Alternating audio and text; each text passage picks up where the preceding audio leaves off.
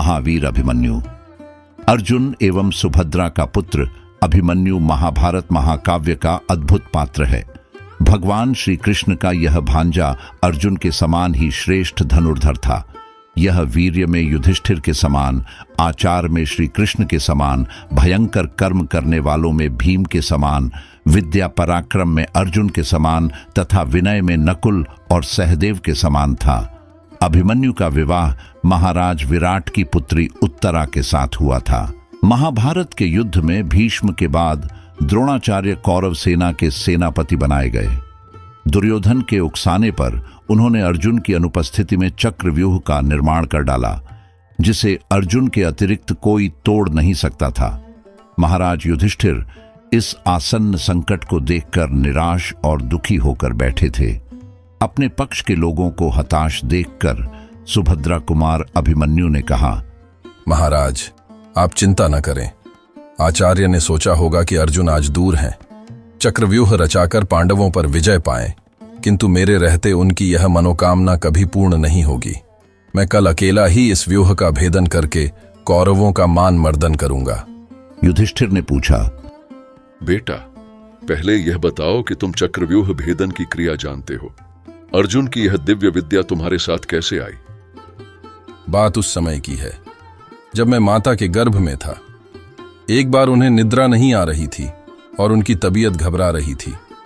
पिताजी उनका मन बहलाने के लिए उन्हें चक्रव्यूह भेदन की कला बतलाने लगे। उन्होंने चक्रव्यूह के 6 द्वार तोड़ने तक की बात बताई थी, किंतु आगे माताजी को निद्रा आ गई और पिताजी ने सुनाना बंद कर दिया। अत मैं चक्रव्यूह में प्रवेश करके उसके 6 द्वार तोड़ सकता हूं, किंतु 7वां द्वार तोड़कर निकलने की विद्या मुझे नहीं आती। इस पर भीमसेन ने कहा कि 7वां द्वार तो मैं अपनी गदा से ही तोड़ दूंगा। दूसरे दिन प्रातःकाल युद्ध आरंभ हुआ। चक्रव्यूह के मुख्य द्वार का रक्षक जयद्रथ था। जयद्रथ ने अर्जुन के अतिरिक्त शेष पांडवों को जीतने का भगवान शंकर से वरदान प्राप्त किया था।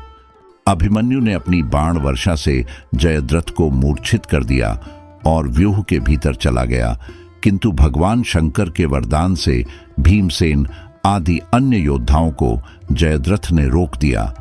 इसलिए भीमसेन आदि अभिमन्यु की सहायता के लिए भीतर न जा सके। अपने रथ पर बैठकर अकेले अभिमन्यु ने अपनी प्रचंड बाण वर्षा से शत्रुओं को व्याकुल कर दिया। कौरव सेना के हाथी, घोड़े और सैनिक कट कट कर गिरने लगे। चारों ओर हाहाकार मच गया। द्रोणाचार्य, कर्ण, अश्वत्थामा, शकुनी, शल्य, दुर्योधन आदि महारथी अभिमन्यु के हाथों बार बार परास्त हुए। अकेले अभिमन्यु प्रलय बनकर भयंकर संहार करते रहे। उस समय उन्हें रोकने का साहस किसी के पास नहीं था। द्रोणाचार्य ने स्पष्ट कह दिया, इस बालक के हाथ में धनुष बाण रहते इसे जीतना असंभव है।